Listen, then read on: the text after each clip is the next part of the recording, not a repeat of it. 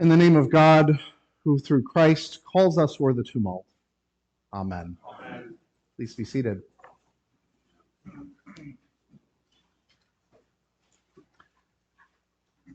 You may remember that line from a hymn that we sing sometimes. The first stanza says, Jesus calls us o'er the tumult of our life's wild, restless sea. Day by day his sweet voice soundeth, saying, Christian, follow me. It's a hymn that we'll often sing when we hear the stories about Jesus and the disciples on the stormy seas. The tumult. I thought of it again this week as our readings point us toward stories of callings. Last week on the feast of the baptism of Jesus, we talked a lot about baptism, particularly about our own baptismal covenant. And the covenant is what it's about. Baptism is about how we commit to practicing our faith. But this week we hear the covenant's complement, calling.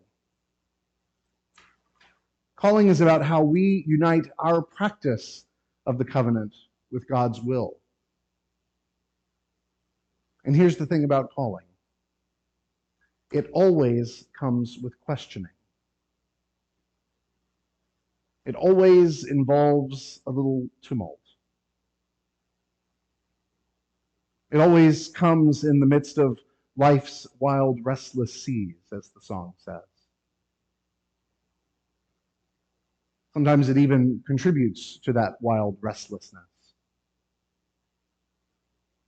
I'm reminded of one of my father's sermons from when I was growing up. There's no telling the hundreds of sermons of his I heard through the years, but there were a few whose legends would live on from time to time. One of those was a sermon that he preached about grace. Now, mind you, this was to a Southern audience, but I think it translates, especially if you know much of anything about Southern culture. Dad said that grace was like grits. It just comes. Even if you don't ask for it, maybe even if you don't really want it, it just comes. It's a part of the package of life with God. I thought of that sermon this week as I was thinking about calling. When it comes to discerning God's will in our lives, trying to make sense of God's call for us, questioning and doubt are like grits. They just come. You probably don't want them, at least not at first, but they come as a part of the package. We hear two stories about that today. First, there's the story of Samuel, a young man just in the beginning stages of his faith journey. He's just beginning to get to know God, and God calls out to him in the night. At first, he's confused. He goes to Eli, his mentor, thinking that the voice he heard was his. Eli assures him that he hadn't called the boy and sends him back to lie down. But then it happens again a second time, and the same thing happens. When Samuel hears the calling the third time, his mentor begins to realize that the call is from God. So he sends him back to listen and then respond. It's not until that fourth attempt that Samuel is finally ready to hear God. In our own experiences of God's calling, it can often take that many attempts and sometimes many more before we're finally ready to hear God. We question it and we wonder where it's coming from. Very often it's not until we can't ignore it anymore that we start to give in and realize that God is speaking to us. It's not until then that we are finally ready to hear and respond. Then in the gospel, we get another story of calling. This time it's Jesus calling two of his disciples, Philip and Nathanael. So often in these stories of calling, it sounds pretty simple. Jesus says, "Come," and the people drop everything and come. They left their nets and followed. They left their father and followed. But in this story, it's a little different. Jesus had already called Andrew and Peter. Philip, thrilled at the news of the Messiah, rushes to tell Nathanael. But Nathanael doesn't just drop everything and come running. His response to being called to follow Christ is probably a bit more like most of our own callings usually are. He hears it with some contempt and doubt.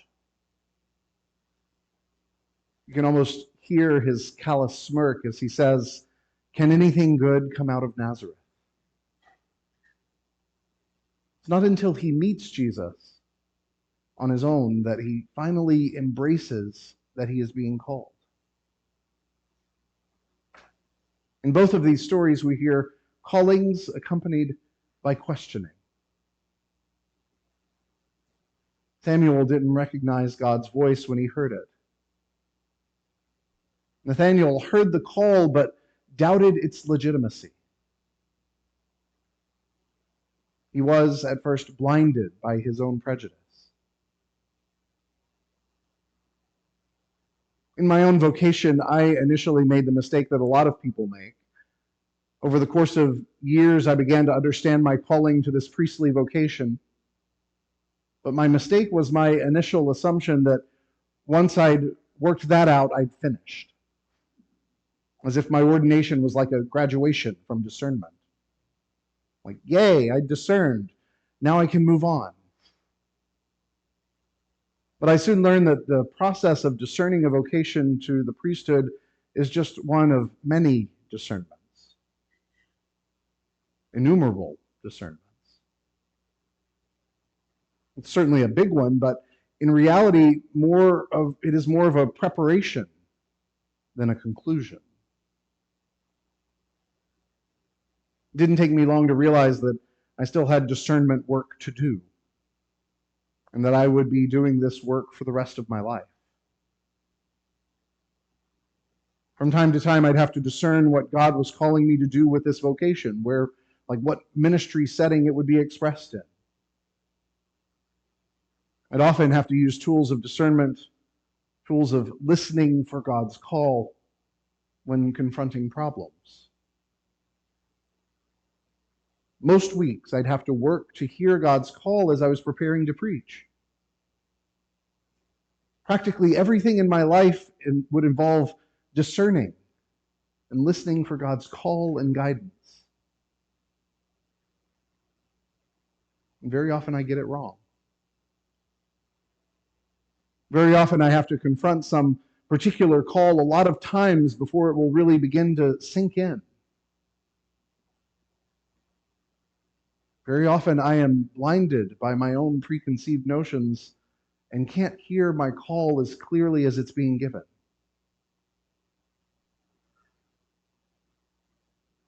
What I've learned is questions don't mean that there is a lack of calling. Doubt doesn't mean that our call isn't real. Those things are natural responses to faithful discernment. If we are truly and faithfully listening for how God intends to use us in this world, we will be beset with questionings and doubt. It just comes. It's part of the package. Too often we see our doubt as if it's a roadblock. We're not 100% convinced, so we assume the path we're following must not be the right path for us. But the key is to practice faithfulness. That's the only way to answer the questions and doubt that always accompany the work of discernment. course, that doesn't mean the questions and the doubt will go away. But faithfulness in our discernment and faithfulness to God is the only way that we can answer them. When you question where you're being called, when you doubt whether you've gotten it right or not, remember that you are in good company. The Bible is filled with stories of people who weren't sure. But we're not called to surety. We're not called to certainty.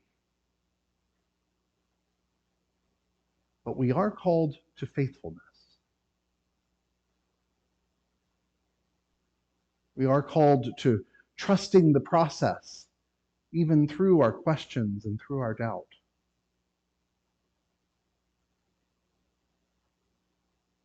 And who knows, maybe I'm wrong. But I am willing to keep listening for the will of God. And I think maybe that's the point. Amen.